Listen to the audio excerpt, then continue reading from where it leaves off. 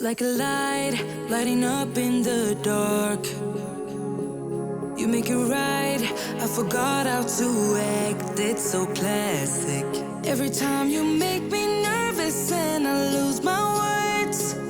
It's been a while since I forgot the most simple words. I feel calm when you're around, like nothing can break me. Hi everyone and welcome to my channel, or welcome back if you've been here before. In case this is your first time watching one of my videos, hi, I'm Leslie. I'm so glad to have you here. On my channel I talk about all things luxury, in particular handbags, but I cover a wide range of topics on this channel. I film unboxings, reviews. I just recently uploaded my updated handbag collection video as of like mid-2024, so if you're interested, check that out. Shopping vlogs, travel vlogs, so if any of that sounds like a thing, I would love for you to consider subscribing and joining my little YouTube family. So for today's video, as the title and so did probably the thumbnail already give it away, it's kind of like a discussion type video. So on all of my videos, but on this video in particular, I definitely invite you to share your thoughts, share your opinions, share your comments in the comment section down below. So anyway, the discussion theme of today's video is kind of like an internal debate that I do have from time to time. Should you spend, or should I spend, or allocate more of my money to handbag purchases or to travel? So obviously travel, any kind of travel, is a luxury as well, but the main argument against travel and like pro buying handbags is essentially once you come back from a vacation, obviously you have the memories and everything, you have your photos, which we're going to get into that in a second, but other than that you don't have anything like physical that you can hold in your hand and be like, okay, I know I spent like, let's say, 3 grand on a vacation, but afterwards I don't have anything like physical to show anyone or to remind myself of the trip. And compare that to a handbag that costs 3 grand. Chances are you're gonna have, if you make a wise purchasing decision and you purchase a bag that like fits in your wardrobe and you know how to style and you enjoy wearing, chances are you're gonna have that bag for like years to come, decades to come maybe. Anyway, so let me kind of try to explain where I'm at currently in my life. I'm 30, just like for context, and I don't have kids. Which obviously, once you have kids, once you have a family, that kind of predictates some of your decisions, especially when it comes to the travel side of things. But anyway, so just for context. And obviously, as with most of us, 2020 and 2021, going into 2022, there wasn't much traveling. And the more easy travel started getting in 2022, for instance, I went to DC and I went to New York, and in 2022 I also went to Italy with my mom. I did travel a little bit in 2021. There were some like opportunities to go like within Europe. So the easier traveling became, the more I was drawn to traveling. And up until, I guess, I mean, I did go to the Caribbean earlier this year. Highly recommend going in January. Going on vacation in January, like being someone that lives in the Northern Hemisphere, never crossed my mind before, but it's actually brilliant because like December is amazing. In the winter, everything is like illuminated for Christmas and the holiday season, but January, all the lights are gone, it's just dark. Chances are very rainy or like snowy, cold, depressing. So yeah, highly recommend going in January. Anyway, so the Caribbean cruise that I took is actually the first time that I went on a vacation that it's not overly like city trip focused. Usually like 9 times out of 10, up until that point, I was like, New York City, I adore New York. I've been 4 times at this point. I love the city. The last time I went was in 2022 and I went by myself and I had the best time. Anyway, so New York, London, did live in London for half a year last year, Paris, so very city trip focused. I'm not the type of person to do like a 2-week beach vacation and do nothing and probably not even leave like the resort. That's not me at all. I'm not that much of a beachy person, but yeah, the Caribbean cruise, because we did see a new island every day, and obviously there were cities, but not like touristy cities. The focus of that trip or like that vacation was definitely on the nature, culture and everything. And I think that in particular sparked even more of a desire to travel and see the world, because like, for instance, I've never been to Asia, I've never been to any part of Africa, South America. Those are like blank pages for me, and I definitely want to change that. This kind of shift in terms of, realizing that you like city trips isn't the only kind of vacation that you can take, but actually there's lot more to see, and like nature, culture and everything. And that kind of opened me up even more to maybe considering allocating a little more money to vacations. And yes, I am very aware that vacations are super expensive, especially like long haul vacations. And usually, I mean, you do have the upfront cost of like the plane, accommodation, but at least for me personally, money tends to have a different meaning when you're on vacation, right? Like, am I right? You tend to spend more on going out, on like experiences, souvenirs. I'm a big souvenir shopper, which I'm going to get to in a second as well.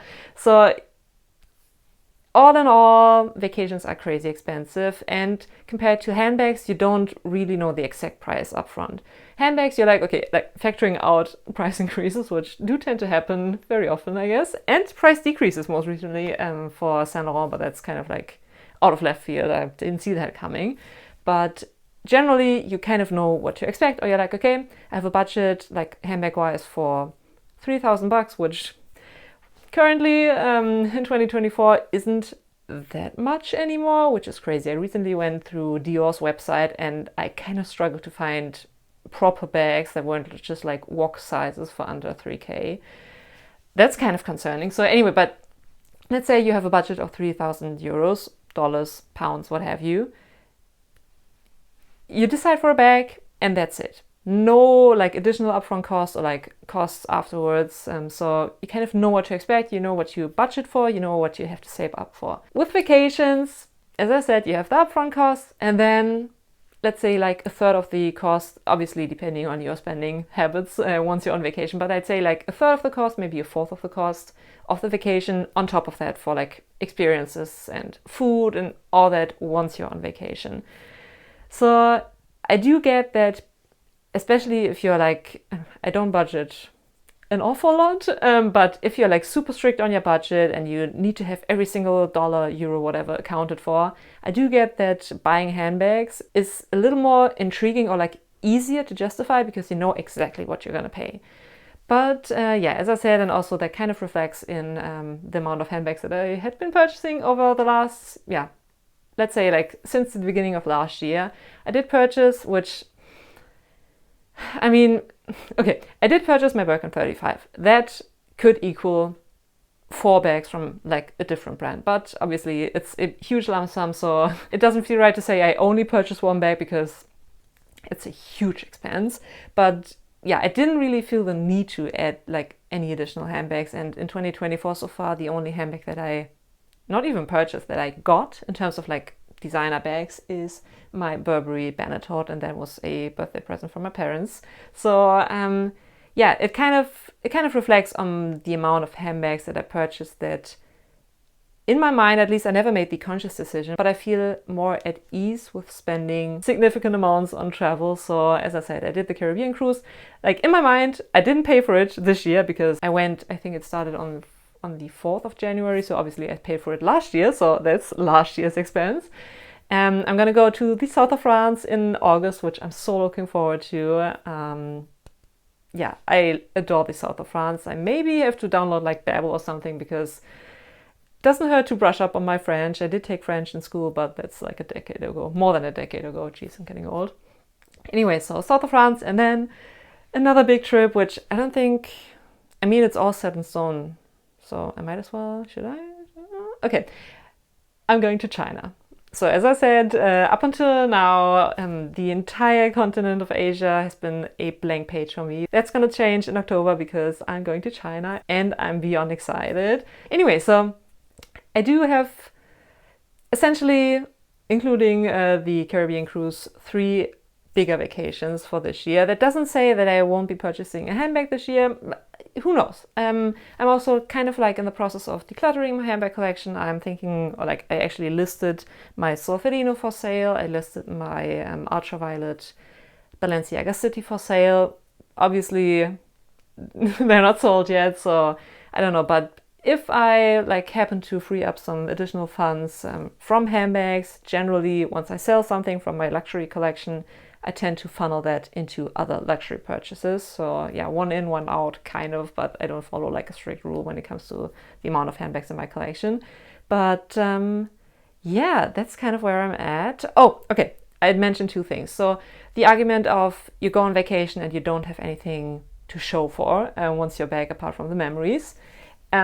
I tend to be somewhat of a souvenir shopper, which, yeah, I don't know. I tend to overspend. Again, as I said, money just feels different when you're on vacation. And while I was living in London, which definitely kind of hurt my bank account because, yeah, I was definitely living there. I wasn't on vacation. I worked in London, but still, I felt like, oh, it's such a like special and momentous time in my life. Let me purchase like something here, something there. All those like small purchases add up. Plus, I purchased a pair of handy sunglasses, but okay, let's disregard that.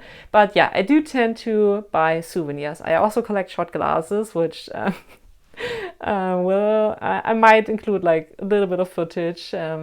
If you promise to not judge me. I don't drink hard liquor, especially not like straight up shots, like that's not me. But yeah, shot glasses are small and they don't break the bank and they don't take up a lot of room in my suitcase and a lot of weight in my suitcase. So yeah, I collect shot glasses, but I also, for instance, like those earrings. These I purchased in the Dominican Republic. So that's where the cruise started and ended. And very blue on theme today. And this bracelet, I either purchased it in Dominica or Guadeloupe. I want to say Guadeloupe, but don't quote me. So yeah, those kind of like souvenirs I just adore. And another aspect, or like a two-part aspect essentially, generally not for all of my vacations, but for most of them, unfortunately, because yeah, I kind of anticipated my Italy vacation in 2022 to be very full on and very like kind of stressful. We did maybe plan a little too much and tried to bite off more than we were able to chew, because we flew into Milan, then like 2 days or like 3 nights there, but one entire day was blocked off for a day trip to Lake Como and Lake Lugano. So then we took the train to Florence, spent a couple of days there with a day trip to Cinque Terre, which was insanely beautiful. And also we went to the Mall Firenze, so the outlet center. I do have vlogs from that. And then we took the train to Rome, spent a couple of days there. So I kind of anticipated that me, planning the entire thing and following through with our itinerary, plus vlogging wasn't going to happen. So unfortunately, but also kind of fortunately, mostly unfortunately, I didn't vlog that trip, for instance. But most of my other trips, obviously ever since I started doing YouTube, I do tend to document. So that's kind of like also a way of me just, not so much justifying, but trying to make the most out of a trip. Once it's booked, I might as well also like document it, because yeah, just for me, like future Lesley, and obviously to take you along. I do acknowledge that most of my travel vlogs don't get that many views, especially like compared to a handbag unboxing. I totally get that. But at the same time, my travel vlogs tend to get the most engagement in terms of comments. So I don't know. And while I acknowledge that not everyone is on YouTube and not everyone feels comfortable documenting their travels and putting them out for the world to see, essentially, something that everyone can do regardless of whether you have a YouTube channel or not, requires some work, requires a lot of time and effort, is photo books. I know, super old school. I promise I'm only 30, but I feel like such a boomer. But at the same time, I love making photo books. So I do have a couple of ones that I have. Don't worry, I'm not gonna flick through every single one. But for instance, this is my Italy one. It's kind of thin actually, which is quite surprising considering we spent like a good 1.5 weeks in Italy. So yeah, this is from Lake Como and Lake Lugano, for instance, and Milan. That's Florence already, and that's Cinque Terre. Anyway, so yeah, Italy was amazing, but very full on. Plus, I caught the C word in Rome at some point. So yeah, I took home a nice souvenir. So some of you may know, if you've been following me on Instagram, which by the way, Lesley Adina, follow me over there.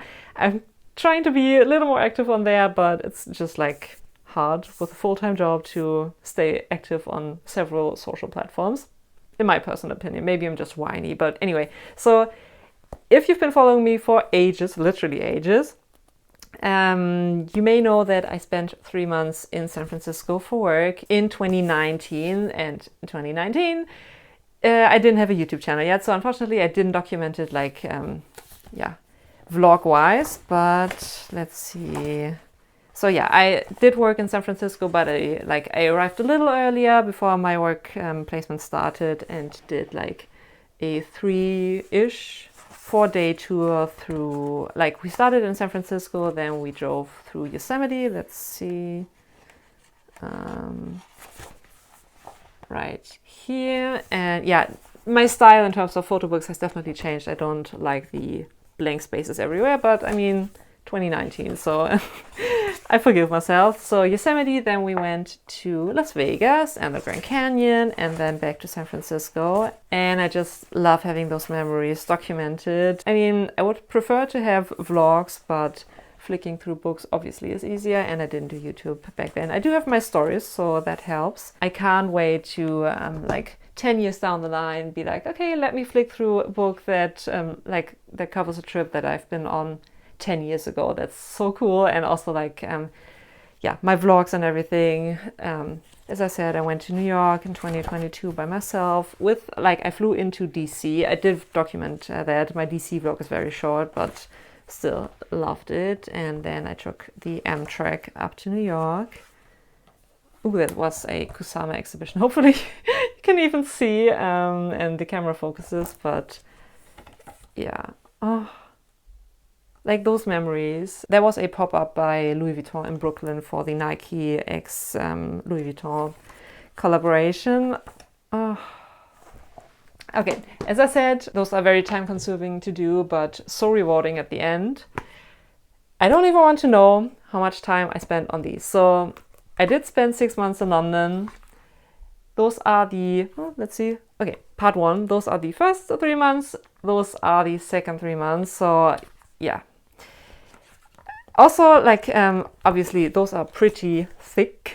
So I think, yeah, most, if not all of my photo books are with Pixum. I don't know, might just be like a German brand, but I'm sure you can find someone that does like provide these kind of photo book softwares. Yeah, they are kind of pricey once you get to that level of thickness. I don't think you can add any more pages than I did, which is also one of the reasons why I did 2 parts of this book. But anyway, I think one of these books, like the very thick ones, maybe like page count wise, were at like 150 per book. Those came in at like $160. I know it's quite pricey. Plus, I mean, the time and effort you put into these books. But for instance, to show my grandparents who obviously don't watch YouTube, and for me later down the line, because sometimes, especially in London, because I basically did like somewhat of like weekly vlogs. I don't have the time. Chances are I don't have the time in, let's say, like 5 years to be like, okay, I want to remind myself of my time in London. Let's sit down and watch 10 like weekly vlogs from London. But I might have the time to flick through my London books. So if you have the time and the energy and feel like they're like for you personally, or like for family members that don't tend to watch, like that don't follow you on Instagram, that don't even have Instagram, that don't watch YouTube. If you are in a similar boat with older generation people in your family and you kind of want to show them pictures without you sitting there and like scrolling through your phone. Plus, let's be fair, we do take way more pictures on our phones that are actually worth showing, because yeah, who remembers actually being limited to like, what was it, like maybe 20 or like 22 photos per film, and you had to like bring them in, have them developed, and then like be surprised and hopefully not too disappointed in terms of how the photos turn out. Yeah, I'm really showing my age here. Anyway, so highly suggest you consider making photo books. Oh, those were the Caribbeans. I just adored it. Obviously, like a cruise is maybe not everyone's taste, but it was my first cruise ever, and I was pleasantly surprised. And yeah, I did go with AIDA, which is a German company, but I also mentioned that in my vlogs, which check those out as well. I did meet, like on the ship, I did meet a girl from Canada, and she said she didn't speak a single word of German and she was fine like taking the cruise. So anyway, so who knows what her reasoning behind getting on a German ship was, but yeah.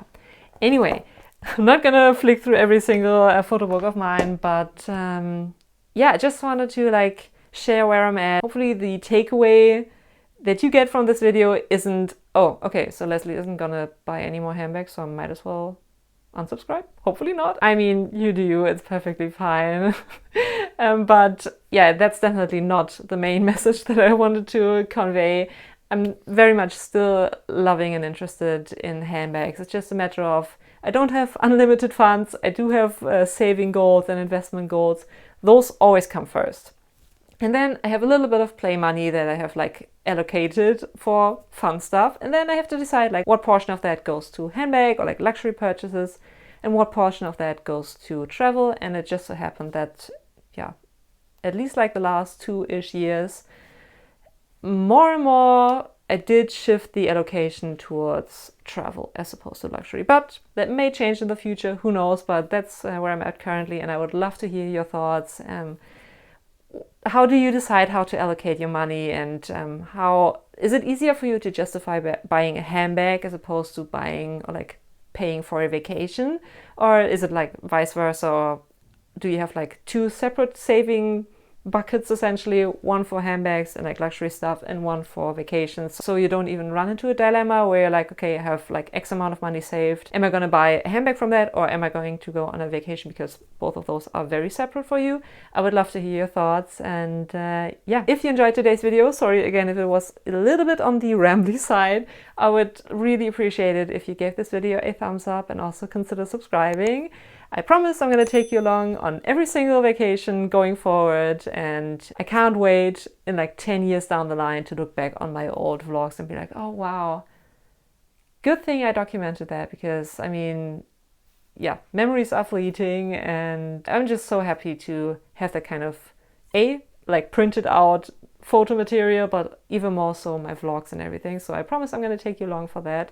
And yeah, I'm also promising that I'm not going to keep you any longer. So thanks so much for watching. Give it a thumbs up, consider subscribing, and I'm going to catch you in one of my next videos. Bye.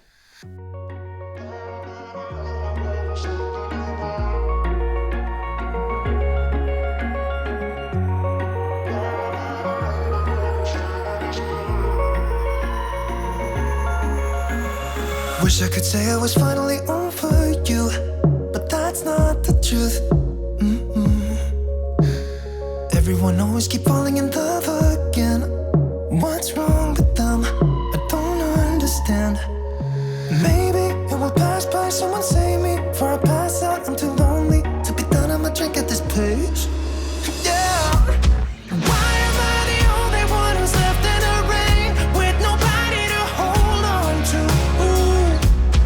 Why am I the only one who's feeling this pain when there should be two of us? And yeah, I know we both wanted different things, but letting go just comes easy and you don't live. Why am I the only one who's left in the rain? If I had an option to be someone else, I would, and let go of you. I know that I'm obvious, yet I'm made this way, but why didn't I stay?